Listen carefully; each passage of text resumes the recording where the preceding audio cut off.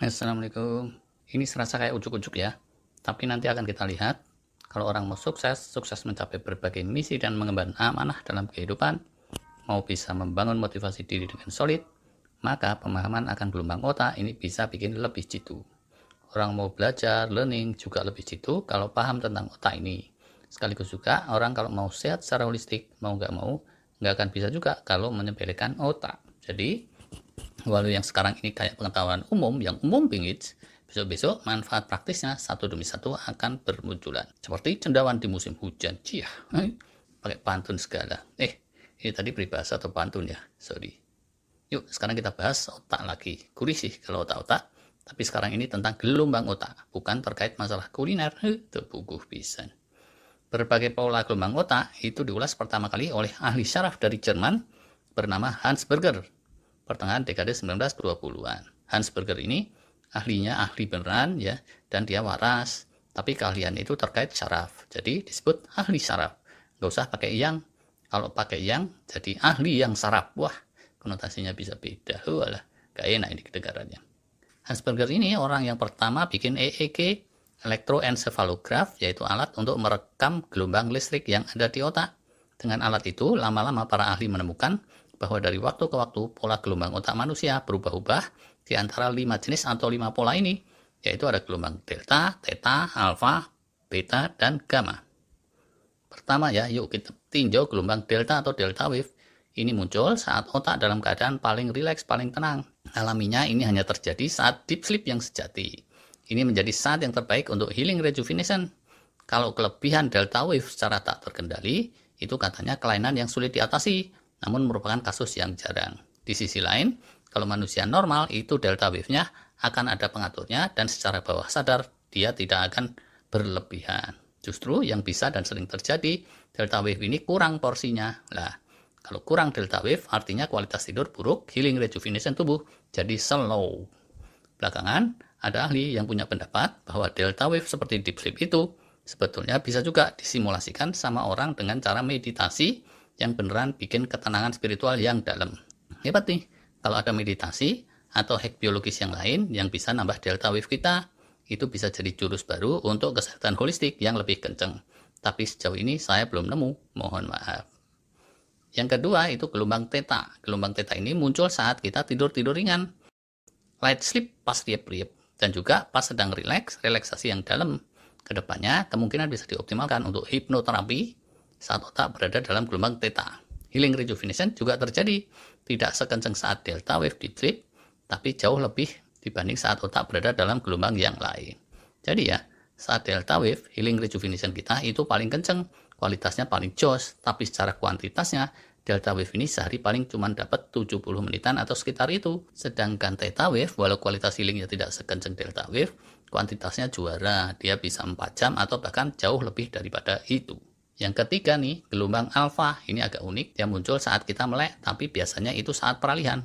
Pas kita bengong gitu, gelombang otak akan peralihan dari beta menjadi alfa, atau menjelang terlelap tidur gitu, yaitu menjelang muncul gelombang theta light sleep tadi, maka otak akan bergeser dari beta ke alfa dulu, baru kemudian theta. Atau bisa juga terjadi pada saat kita baru bangun. Saat belum loading benar, menjelang masuk gelombang beta itu biasanya diawali dulu dengan gelombang alfa. Relaksasi penurun stres, menekan kecemasan, meredakan rasa sakit, itu bisa terjadi di gelombang alfa ini. Sugesti-sugesti, omongan orang, nasihat, itu juga bisa gampang masuk saat orang berada di gelombang alfa. Di gelombang ini, otak kita tidak terlalu bisa menalar, tapi mudah untuk digiring oleh faktor eksternal. Yang berikutnya, gelombang beta. Gelombang beta muncul saat kita sadar penuh. Susah dihipnotis nih, atau bahkan mustahil kalau orang lagi kenceng di gelombang beta otaknya. Secara alaminya manusia itu tapi tidak bisa berada dalam gelombang beta terus-terusan. Dia paling bisa di gelombang beta sekitar 4 jam atau sekitar itu. Kalau dipaksain lebih dari itu, akan tegang dan stres, atau secara bawah sadar tubuhnya akan merilekskan diri masuk ke gelombang alfa sejenak atau theta. Tapi kalau sudah dapat istirahat sejenak, otak bisa konsentrasi lagi dan berada di gelombang beta lagi untuk beberapa lama. Di malam hari, kalau kita masih didominasi oleh gelombang beta, biasanya itu jadi susah tidur. Kalau masuk waktunya tidur, biasanya kita ngantuk, otak akan sulit juga dipanteng di gelombang beta. Dia akan cenderung melambat masuk ke gelombang alfa, terus kalau tidur dia masuk ke gelombang theta, terus pules. Pagi hari saat bangun juga itu umumnya tidak bisa langsung masuk gelombang beta, biasanya masuk gelombang alfa dulu, paling tidak untuk sejenak. Yang terakhir, ini gelombang gamma, dia lebih kencang dari gelombang beta. Ini gelombang yang kelima, terjadi saat kita berpikir keras, konsentrasi penuh. Kalau pas paneng gitu sambil belajar berenang kelelep-kelelep atau belajar sepeda nyaris kecemplung got. Nah, saat seperti itulah otak berada pada gelombang gamma.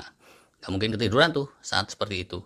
Dan kejadian-kejadian yang terjadi pada gelombang gamma ini bisa nancap masuk ke ingatan atau memori. Kalau mau ngencengin hafalan gitu, nah orang mesti bisa mengoptimalkan gelombang gamma ini.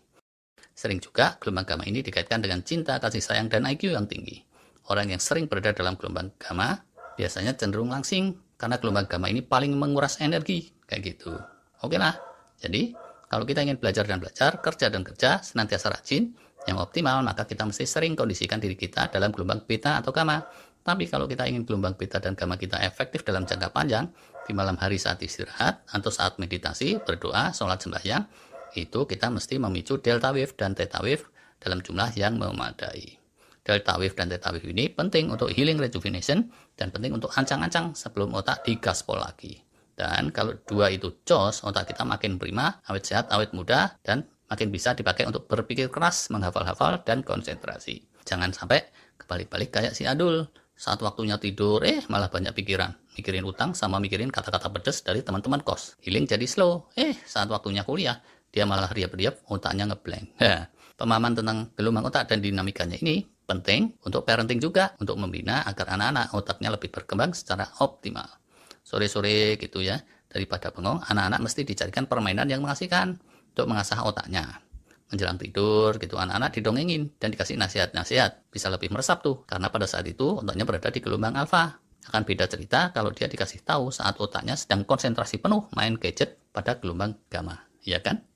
Sampai dewasa juga pemahaman tentang gelombang otak ini tetap penting. Orang yang sudah agak tua gitu, daripada bengong dan riap-riap, ngaji. Yang semula otaknya ngambang di gelombang alfa theta, masuklah untuk sejenak ke gelombang beta. Lumayan tuh, habis itu capek, baru deh tidur. Pulas di gelombang theta. Mending kayak gitu. Daripada bengong dan ngambang aja di gelombang alfa theta, terus malah kesambet. Nah, habis kesambet, malah jadi keranjingan judi kayak si Adul tadi itu. Bukan nama sebenarnya. Payah tuh kalau kayak gitu. Besok-besok, kita bisa ulas lagi gimana mengoptimalkan gelombang alfa. Kalau tidak dioptimalkan untuk yang positif, dia bisa keisi sama yang nggak benar oleh sumber-sumber eksternal. Dan terus kita bisa kebawa ke arah negatif atau ke arah yang nggak jelas. Bahaya tuh. Jadi ya, gelombang alfa yang tengah-tengah tadi, dia itu ngambang antara beta dan theta, dan di saat itu orang paling open-minded. Kalau di saat itu dia dapat pengaruh-pengaruh buruk, gampang kebawa jadi buruk. Kalau dapat pengaruh baik, dia gampang jadi kebawa baik. Kalau kita bisa optimalkan saat dimana otak kita berada dalam gelombang alfa, insya Allah kita bisa mendapat sugesti-sugesti baik untuk jadi lebih sukses pada bidang apapun juga. Bisa untuk lebih sehat, lebih militan, lebih tinggi motivasi untuk mencapai prestasi-prestasi, pokoknya untuk segala macam keperluan. Gitu deh. Sekarang segini dulu, terima kasih.